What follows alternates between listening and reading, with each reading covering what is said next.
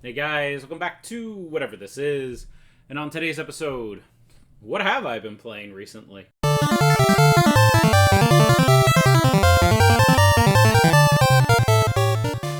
So anyways guys, this is just a quick update on games I've been playing. I did this last year at one point. I meant to do it later, but I had like this big gap where I was just seeing people and out and around, so I really wasn't gaming that much as I used to, which is good. I think I needed the break.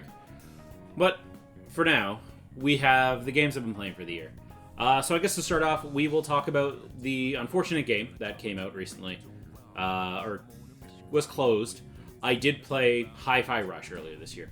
I thought it was a really unique, fantastic game. It felt something from the Dreamcast era, which to me, always an excellent idea. If you haven't played it, I strongly recommend either playing it on Game Pass, or if you can pick it up on the PS5. I know Limited Run will be doing a physical copy for those of you where it is 100% mandatory to be a physical copy, which I 100% agree with. So check that game out, check out the rhythm, and feel the beat. The next game I ended up playing was The Man Who Erased His Name, the Like a Dragon prequel game to Infinite Wealth. At this time of recording, I have not finished or started that game yet, because I've had two massive RPGs, and one took significantly longer than the other, because I just kept getting sidetracked. So the first game I beat before I get to the other one that ate up a bunch of time was Persona 3 Reload for the Xbox. As I stated in a previous video, I will pick up a physical copy at some point.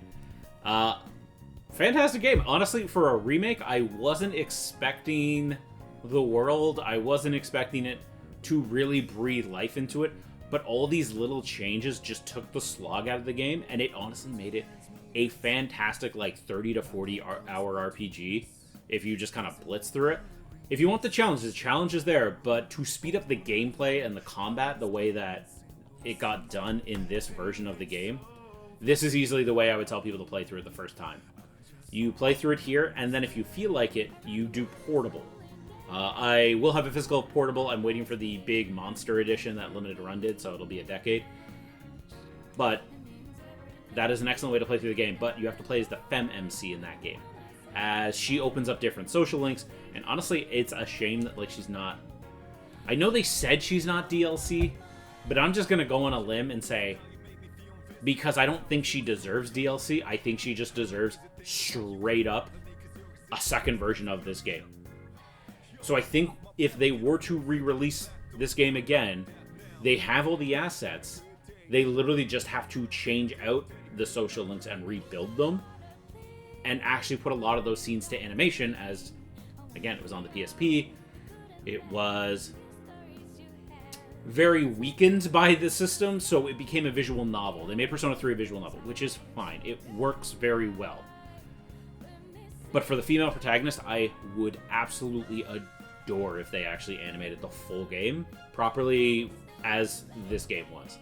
And honestly, I kind of feel like they could, and they might. But I think they would release it as a separate game, because I feel like they're choosing their wording very specifically, because this isn't the first time Atlas has nickeled and dimed us.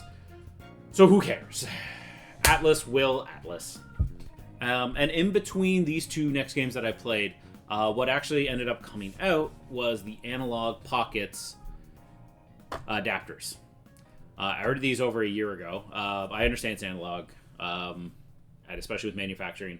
These were ordered kind of when manufacturing was kind of getting cleaned up. These were delayed by like 3 months, so like you kind of ordered and you're like, yeah, I know, I'm waiting. So this one here specifically does the most interesting thing for me. This actually allows me to play Neo Geo Pocket games. I have adored this system for absolutely years. Mainly because when I was a wee lad, I picked up the Sega Dreamcast magazine, and they actually had advertising for this game, Sonic Pocket Adventures, on the Neo Geo Pocket. I wanted one. I would have liked one. The problem was, growing up in Canada, I honestly never saw it on a shelf. I think I remember for like 6 months. Maybe I saw it at Toys R Us, and that might have been actually it. And I never saw it again. I didn't have any microplays by my house by the time that console was out. Like, microplays in my area were gone. There were some like outside of it, but like when you're not driving, you have to walk everywhere. It was out of area.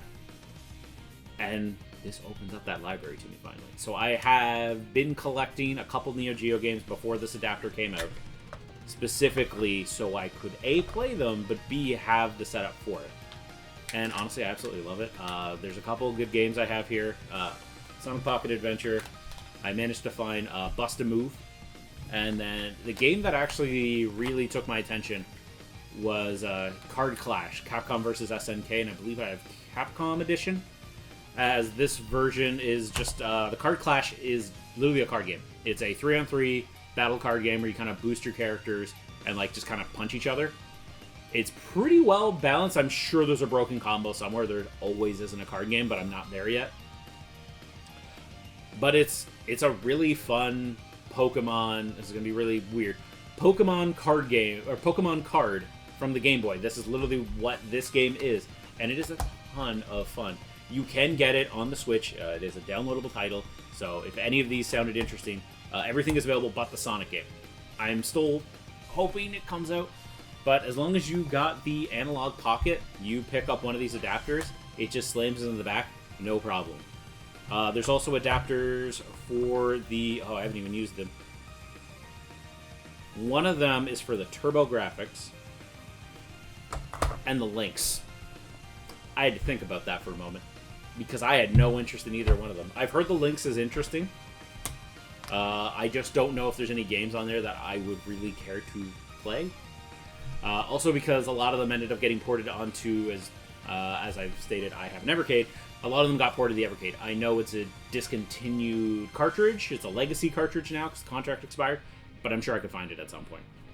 But yeah, in between the games, I ended up just fiddling around and going through my Neo Geo Pocket library, as this is one of the coolest systems ever. I love the fact that the actual console has the little clicky stick. It's really fun.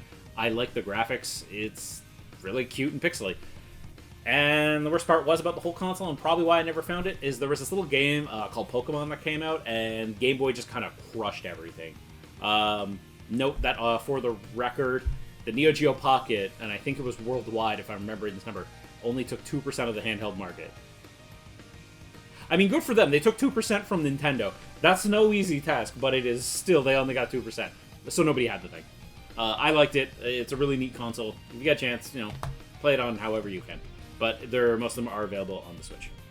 And then finally, the other game that has been eating up a bunch of my time, and this is really what slogged me down, because I was like trying to get myself to finish it. But I kept getting myself get sidetracked because I kept doing things. I have easily put 80 hours into this game.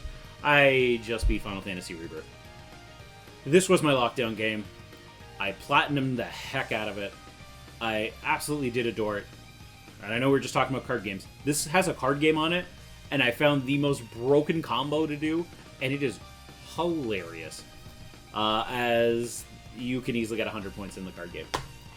But Final Fantasy Rebirth, I am so curious to how they wrap this up now.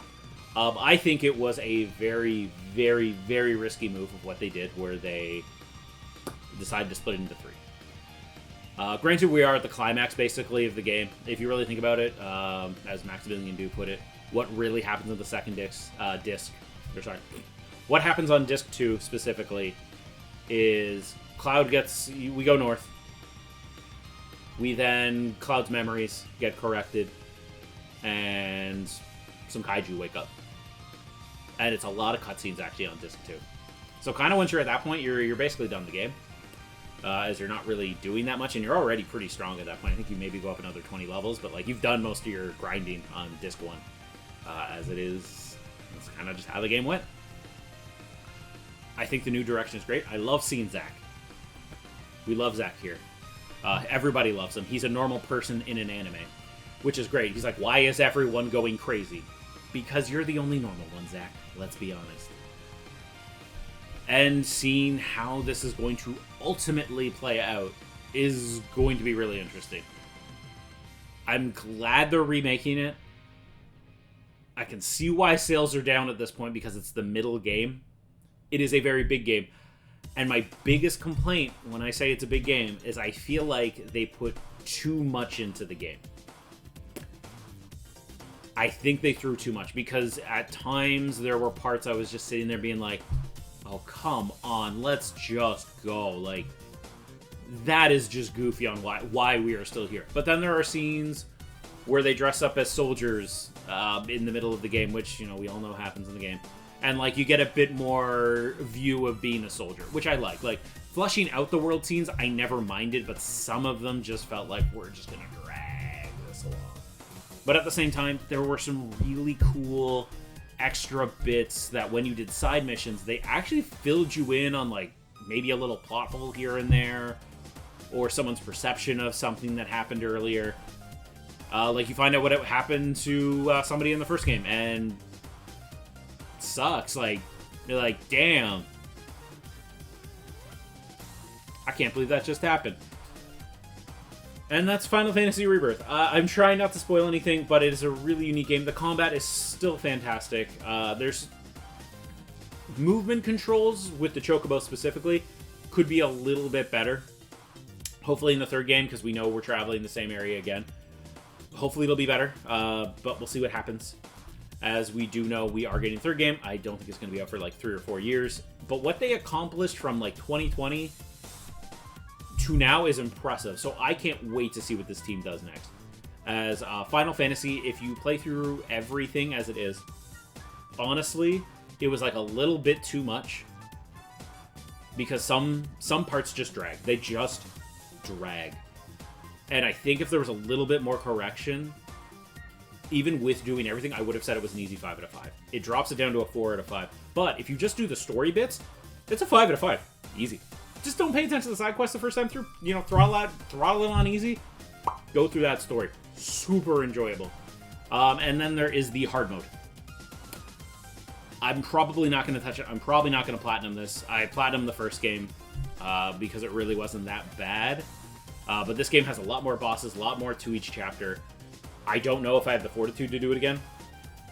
Maybe something will spark in my brain and I'll decide to do it. But literally a lot of people are saying it just doesn't feel worth it. And that's the confusion of Final Fantasy VII Rebirth, aside from it being the middle part of a 3-parter. But anyways, guys, that's it for this week's episode.